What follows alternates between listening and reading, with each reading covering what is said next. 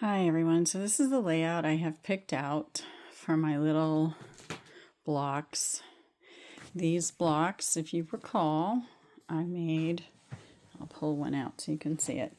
This was the 4-patch. These are 2.5-inch squares.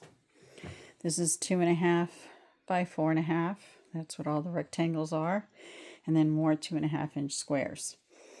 And it's just laid out this way, so dark, dark, dark, dark, dark, and then the rest are lights. And then you can lay it out the way you would a log cabin. I chose this one. I thought this layout was pretty cool. And now I'm going to show you how I pin all of this together so that I can sew it together. So the first thing you're going to do is take row 2 over here and flip it over all the way up. So I'm going to do that. And here they are. So I've literally flipped row 2 on top of row 1. Now the key to this is keeping that top block right there on the top. So what I'm going to do is I'm going to stack them and put that on top of this one. I'm going to keep them together because when I sew, I'm going to sew these two together.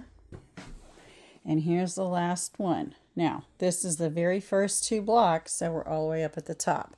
And now what I'm going to do is I'm going to pin right here so I know that it's rows 1 and 2 together. And there's the pin. Okay. Now when I go and sew these together, this whole row is pinned and it'll stay together. Okay. Now I have rows 3, 4, 5, and 6.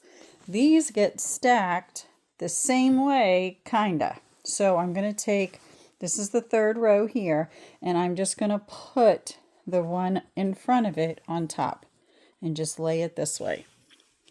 And I'm going to keep going so that that row across the top is going to be the rows here. I'm not flipping anything over. So let me get this together.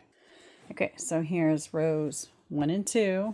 This is 3, 4, 5, and 6. Now the way I pin these to keep it together in my head is everybody's going to get a pin on the left side as I look at this. And I'll show you why in a second. Okay, if I were to open up this block right here, this is the first row going all the way across of the quilt. So I'm going to sew them together in rows and they'll be attached with little tiny pieces in between of thread. Now, to stack this, you can label them if you're new, but I've been doing this for a while, so I don't need to stack them. Well, I need to stack them, but I don't need to label them. So now I have to keep these rows here in order. So I'm going to stack from the bottom. So this is the last row, and I'm going to place this row on top, and then this row on top of this, and then this row on top of this. And here are rows 1 and 2.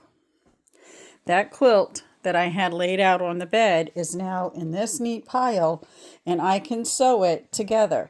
As long as my stuff stays exactly the way I have it, I won't get confused. Okay, I learned this method from Eleanor Burns' Quilt in a Day, and I have been using it for years. I must have learned how to do this back in the late 80s, and I've been using it ever since. It's foolproof. If you need to label it, and I used to do that in the beginning, I would label this rows 1 and 2, and I put a piece of paper here, and I would label 3, 4, 5, however many rows they are. These are small blocks. They're only 8.5 inches. I've done it with 12.5 inches. I've done it with 14.5-inch blocks. Once you learn this method, it is a piece of cake. Now I can go ahead and sew my entire quilt block together, my quilts all together, and all I have to do is add borders and my quilt is done. So it's super simple. If you need to slow the video down at any point to figure out what I'm doing, that's fine. If you have any questions, please feel free to leave them for me. I hope this helps you. Have fun quilting.